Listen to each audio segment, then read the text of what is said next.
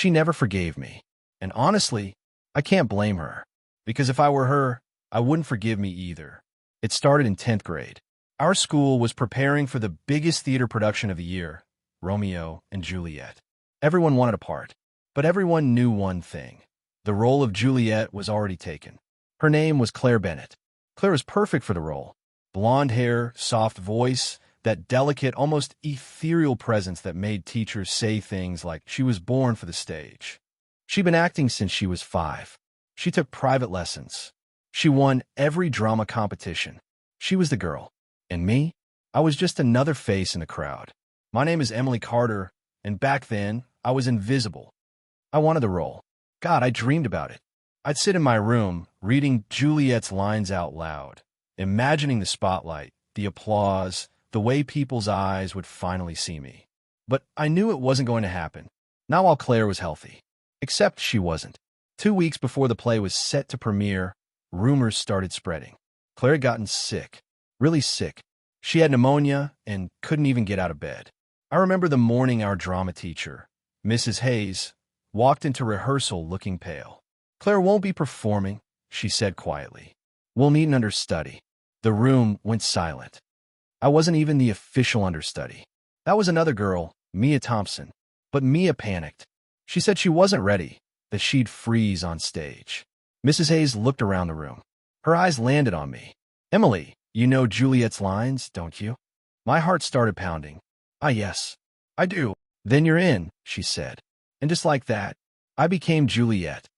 The first rehearsal as the lead was terrifying. My hands shook. My voice cracked. I could feel everyone watching, comparing me to Claire. But by the end of the week, something strange happened. I got better. Not just better, I started to own it. The nerves turned into adrenaline. The applause after practice got louder. People smiled at me in the hallway. Even the boys who never noticed me before started hanging around. And when opening night came, I wasn't Emily Carter anymore. I was Juliet. The performance was a blur of light, sound, and pure magic. Every line landed. Every laugh and tear from the audience felt like fuel in my veins. When the curtain fell, the crowd erupted. They stood. They cheered. They chanted my name. Emily, Emily, Emily. I had never felt so alive. But then, Claire came back. She walked into the cafeteria the following Monday. Her hair was still a little messy, her skin pale, but her eyes burned when they met mine. I smiled. She didn't. For the rest of the week, she didn't say a word to me. Not hi, not congratulations, nothing. And then I overheard her in the bathroom, whispering to a friend. She took everything from me. At first, I told myself she'd get over it, that it wasn't my fault she got sick. I just stepped in. But the truth? I didn't just step in. I thrived. And maybe, just maybe, I didn't want to give the spotlight back. What I didn't know then was that Claire wasn't just angry. She was planning something that would turn my life upside down. Claire's smile was the first red flag. It wasn't a real smile. It was the kind of smile that says, "I know something you don't." It happened 3 days after she returned to school. I was walking to my locker when she appeared in the hallway, leaning against the wall, chatting with a group of girls from the drama club. When she saw me, her lips curled into that smile. Slow, sharp, dangerous. "Hey, Juliet," she said, loud enough for everyone to hear. The way she said it wasn't a compliment. It was a warning. At first, nothing seemed out of place. She didn't confront me. She didn't post anything online. She didn't scream or cry. Instead, she acted friendly. Too friendly. She'd wave at me across the cafeteria, offered to help me rehearse for the spring showcase, compliment my hair, my clothes, my stage presence. But behind that sweetness, there was something else, a shadow in her eyes. It started small. One morning, I found a note inside my locker. No envelope, no name. "Enjoy the spotlight while you can." I thought it was a joke. But the next day, I found another one. "Stars burn bright before they burn out." I showed them to my best friend, Hannah, who shrugged and said, "Probably just someone jealous." But I couldn't shake the feeling that Claire's smile was behind every word. Then came the rumors. At first, it was little things. That I had begged Mrs. Hayes for the role. that I'd been bragging about replacing Claire, that I'd accidentally made her sick by sharing a drink. None of it was true, but the whispers spread fast in our small school. One afternoon in the cafeteria, I walked past a table and heard a girl say she thinks she's better than everyone now. The others laughed, and for the first time, I realized they were talking about me. The thing about rumors is, once they start, they grow on their own. People began looking at me differently. Teachers still praised my performance, but classmates gave me side eyes. Friends stopped texting as much. Even Hannah seemed distant. It was like Claire didn't need to scream or shout. She just planted seeds, and everyone else did the watering. One day, Mrs. Hayes pulled me aside after rehearsal. "Emily, I've been hearing things," she said gently, "that you were unkind to Claire when she was sick." I shook my head so hard it hurt. "No, I didn't. I would never." She sighed. "I want to believe you. I do. But in theater, reputation matters. Be careful. Be careful." As if I were the one causing trouble. I started avoiding Claire. I changed my route between classes. I left school as soon as the bell rang. But somehow, she was always there. One afternoon, I stayed late to work on a history project in the library. When I finally left, the hallways were dark and empty. My footsteps echoed. Then, I heard another set of footsteps. I turned. No one. I kept walking, faster this time. And then I heard it, a voice soft and close to my ear. "Break a leg." I spun around. The hallway was empty. By the time I got home, my phone had a new notification. An Instagram story from Claire. A black screen. Just 3 words in white text. Tick, tock. Emily, asterisk, asterisk. The next week, she turned up at my house. I was in my room when my mom called. "Emily, your friend's here." When I came downstairs, there she was, smiling that smile. "Hey," she said sweetly. "I was in the neighborhood and thought I'd drop by." She brought cookies. My mom invited her in. They chatted like old friends. When she left, my mom said, "She's so lovely. You two should spend more time together." But when I closed the door, I saw it. A small folded note tucked into the cookie box. "I'm just getting started." That night, I couldn't sleep. Every shadow in my room looked like her. Every creak of the house sounded like footsteps. And deep down, I knew something. Claire wasn't just trying to ruin my reputation. She wanted to ruin me. It's strange how quickly a dream can turn into a nightmare. Just a month ago, I was living my fantasy. The applause, the compliments, the feeling that I finally mattered. Now, I dreaded going to school. The morning all escalated. I was sitting in chemistry when my phone buzzed. I shouldn't have checked it during class, but something in my gut told me to. It was a text from an unknown number. "You'll regret what you did to her." I looked around the room. Everyone's heads were down, taking notes. No one was looking at me. Still, my hands went cold. By lunchtime, things got worse. I walked into the cafeteria, and conversation stopped. People turned to look at me, some whispering, some smirking.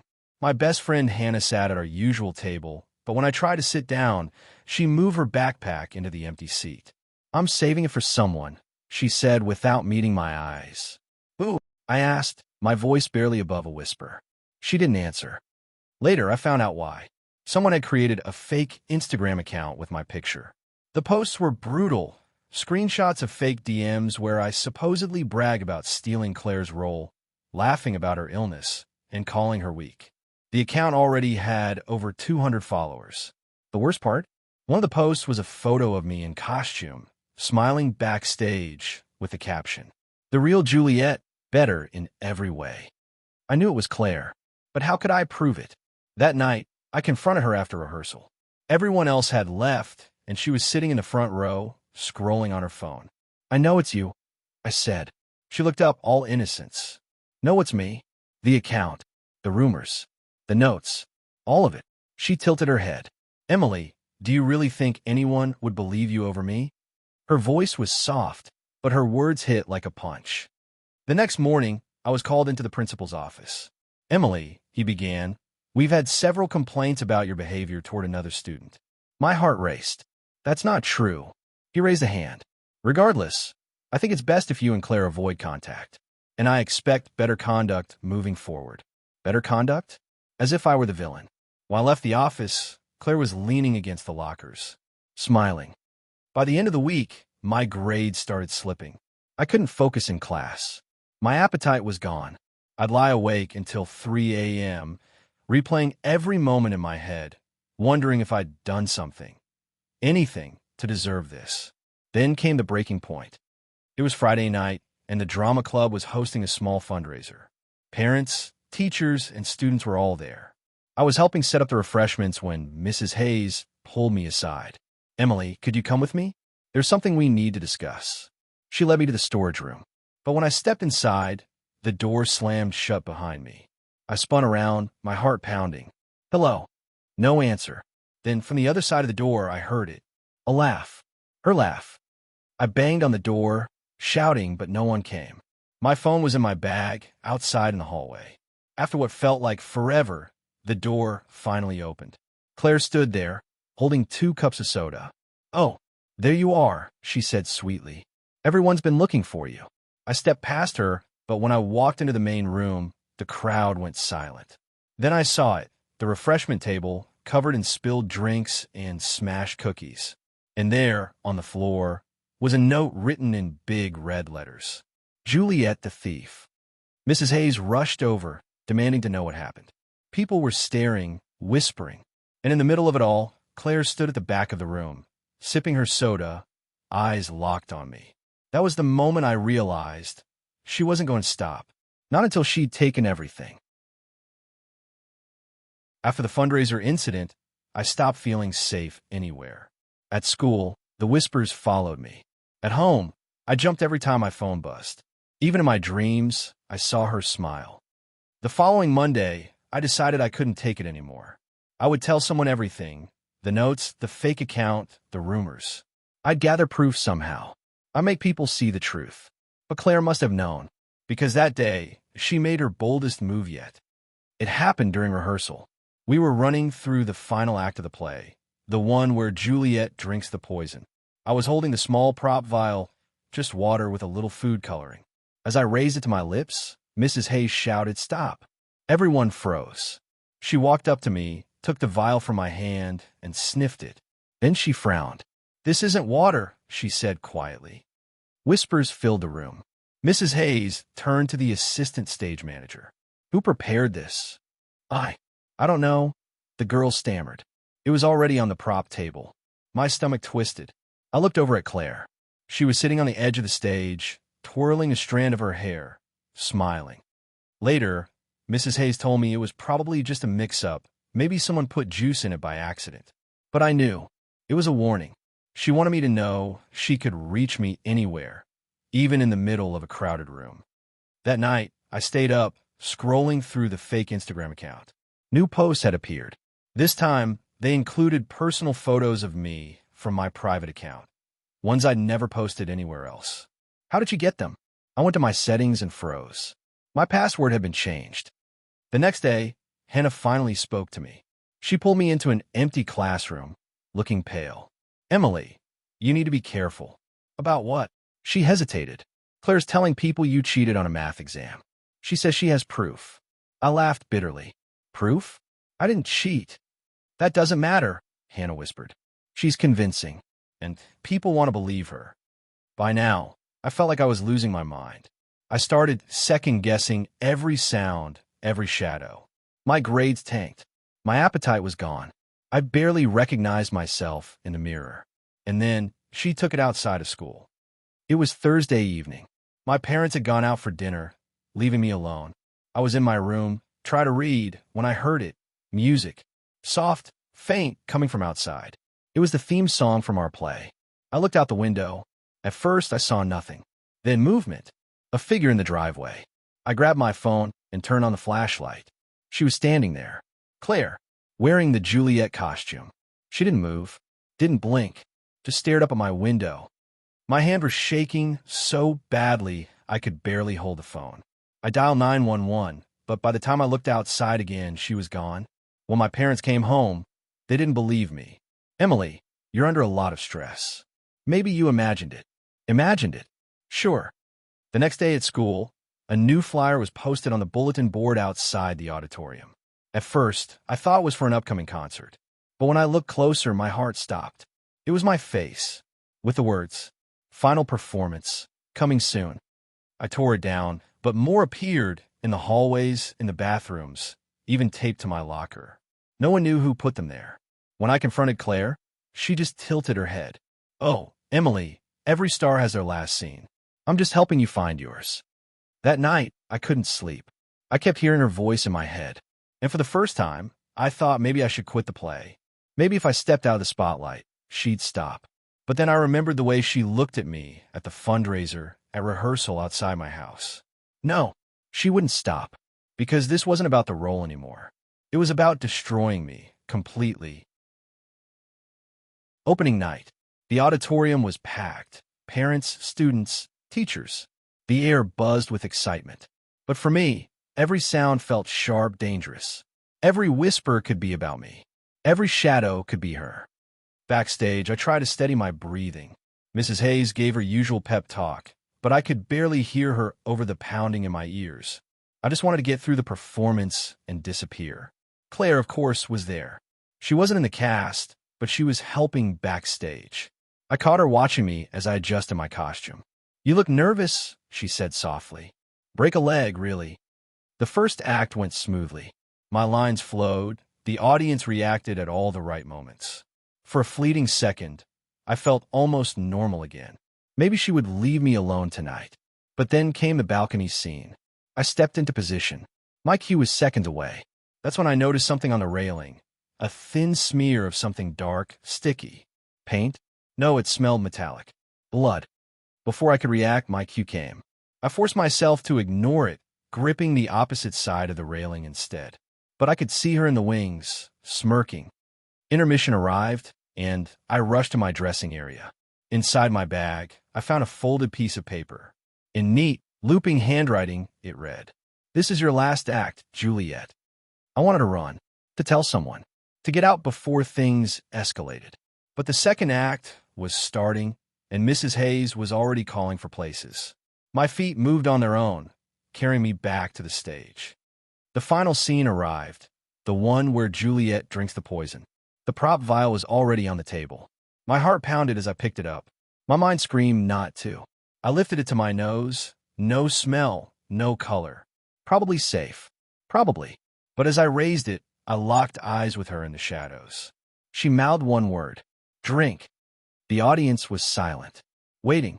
I tipped the vial to my lips and stopped. Then I threw it across the stage. Gasps erupted from the crowd. Mrs. Hayes froze in the wings. I turned toward the shadows where Claire had been, but she was gone. The scene collapsed into chaos. Backstage, people were shouting. I tried to explain, but my words came out jumbled.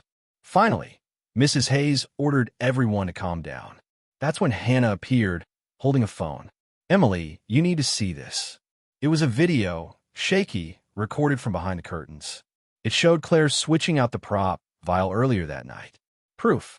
The school launched an investigation. Claire denied everything, of course, but the video spoke for itself. She was suspended indefinitely and banned from drama club events.